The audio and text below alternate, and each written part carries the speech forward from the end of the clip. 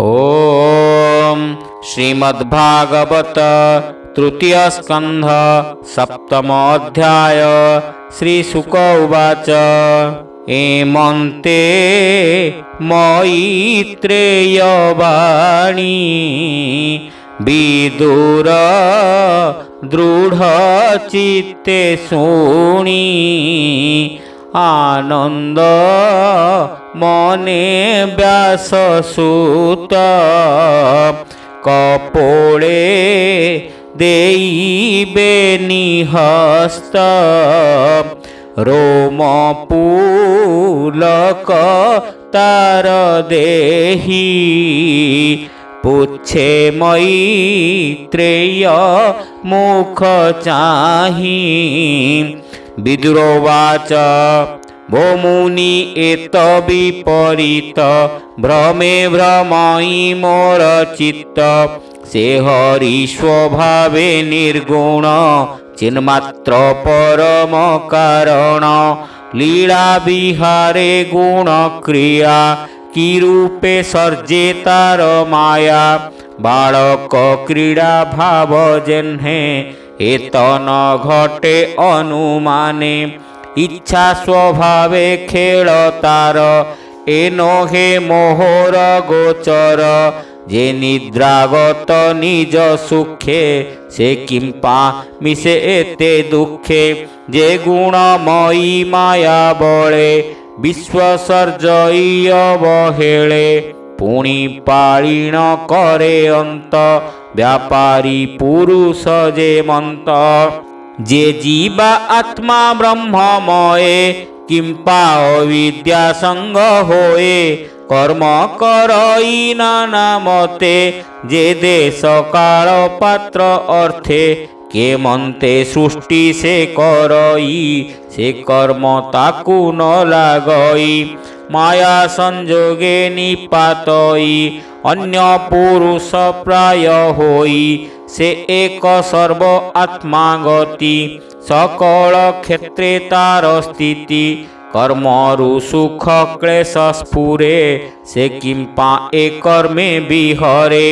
अज्ञान संकटे मो मन पड़ी भाड़ई छन्न छन्न एणु मो मने जेते खेद ज्ञान खड़गे मुनि छेद श्री शुक उवाच कहन्ति शुक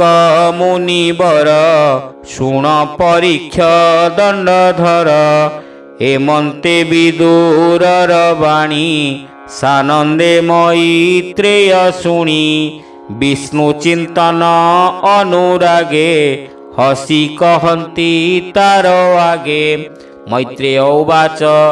से विष्णु मायामय देहि एमन्ते मन कुमोहई ईश्वर स्वभावे विमुक्त तार बंधन माया मात्र जेसने स्वप्ने अनुमान हुई मस्तक छेदन से रूपे आत्मार बंधन असत्य सत्य प्राय जान आत्मार विपरीत भावे ईश्वर ईश्वर स्वभावे शरीर भेदे इच्छा करे जे सने दर्पण भितरे देखंता पुरुष कुमोहे तार विकार देहे बहे कर्म करन्ते से करई से जेन्हे ताकू न लागई एमन्ते कृष्ण माया बळे चंद्रर छाया जेन्हे जळे जल कंपने से कंपई से जेन्हे ताकू न लागई तेमन्ते जीव माया बळे आत्मारे न रहे निश्चले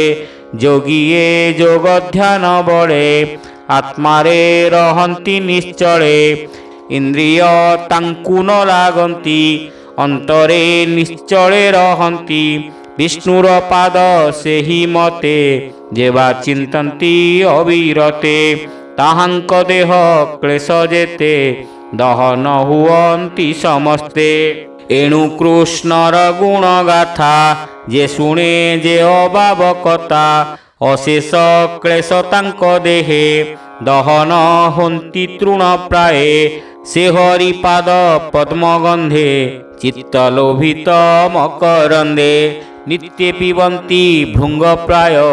ତାଙ୍କୁ ନ ଲାଗେ ଯମ ଭୟ। ବିଦୁର ଉବାଚ ଭୋ ମୁନି ତୁମ୍ଭ ବାକ୍ୟ ଅସି ମୋ ମନ ସଂଶୟ ବିନାଶୀ ଜୀବ ପରମ ବେନି ଭାବେ ଚିତ୍ତ ମୋ ପ୍ରବେଶିଲା ଏବେ ଅବିଦ୍ୟା ମୂଳ ଏ ସଂସାର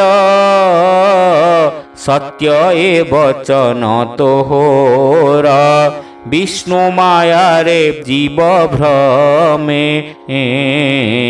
ସତ୍ୟ ଅସତ୍ୟ ପ୍ରାୟ ମଣେ ସଂସାରେ ମୂଢ଼ ଯେଉଁ ଜନ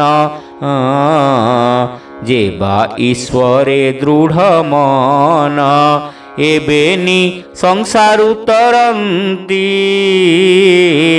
ମଝି ମଝିକା ନାଶ ଜାନ୍ତି ଅନର୍ଥ ସତ୍ୟ ସଂସାର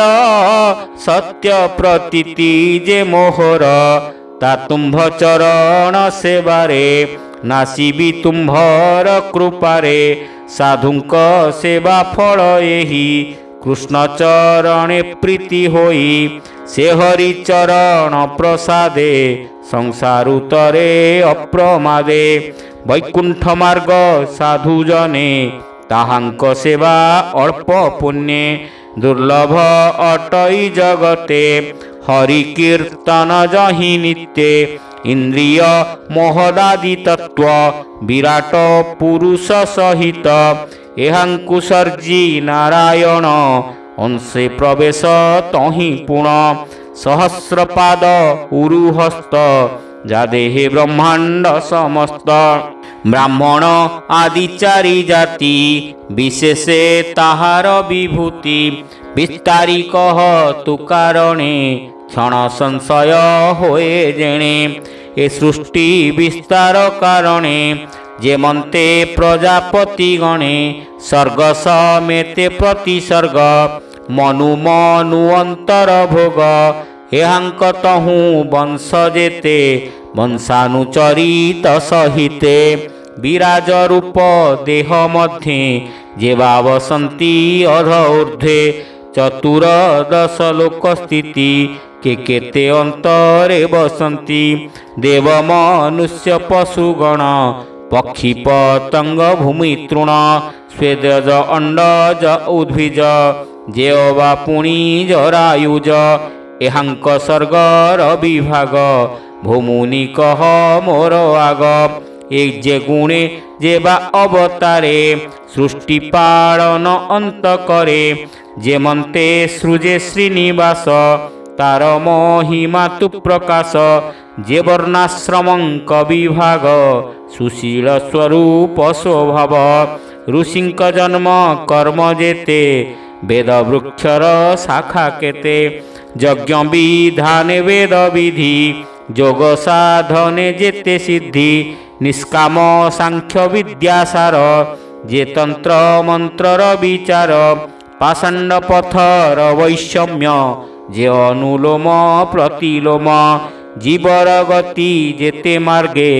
जे रूप गुण कर्म जोगे धर्मार्थ काम मोक्ष आदि जे मार्गे जे मन्ते संपादी जे वार्ता दंड नीति बेनी जे वेद विधि अनुमानी श्राद्धर जेवा नीति विधि पितृगणक स्थान सिद्धि ग्रह नक्षत्र तारागण जे काल चक्रर प्रमाण दान तपस्या फल जेते जे अबालाभ इष्टा पूर्ते हरि हरि बोल प्रवास स्थिति जे धर्म आपद काले जे कर्म जेणे गोविंद तोष होई जे धर्म जनक बोलाई से हरि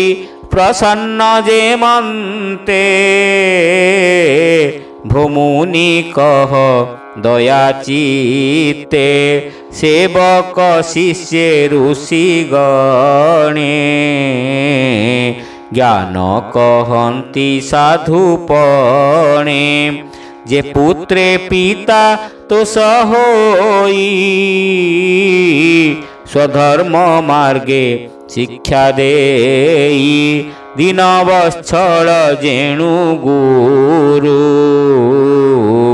पचारु अबा न पचारु तत्व प्रलय केते मते सृष्टि रे संचरन्ति जेते विराज रूपे देहे थान्ति पुणी के मन्ते लीन होन्ति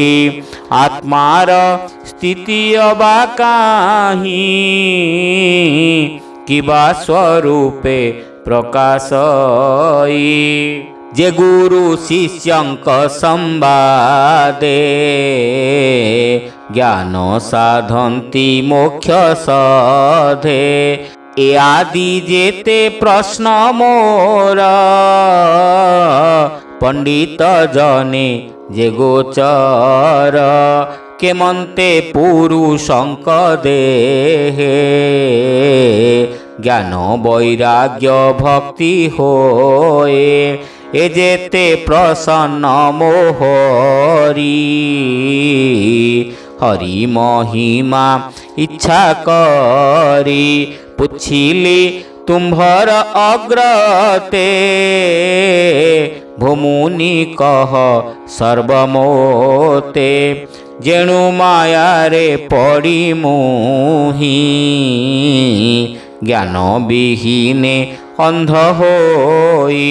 तुम्भ कृपारे चक्षु पाई निर्भय बिहरी विमोही जीवर जेबा भय दहे हरि देखाए सर्वदेहे जेते ए वेद यज्ञ मंत्र तप समाधि दान तीर्थ ए पुण्य कला मात्रे सम नुहन्ति वेद आदि कर्म श्री शुकवाच हेमन्ते पुराण संकल्पे विदुर मैत्रेय समीपे आनंदे जेते पचारिला सृष्टि संबंधे विष्णु लीला सुनिहरस मुनिवर बोलंती सुन हे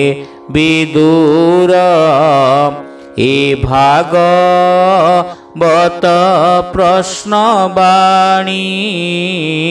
कर्णे शुणन्ति जेते प्राणी जे अबा बदने उच्चारी विष्णु मायारु जानती तरी भावे तृतीय स्कंधे भागवत कहई दास जगन्नाथ तृतीय स्कंधे भागवत कहई दास जगन्नाथ। हरि हरि बोला। इति श्रीमद्भागवते महापुराणे पारमहंस्यां संहितायां तृतीय स्कंदे मैत्रेय विदुर संवाद नाम 7मो अध्याय।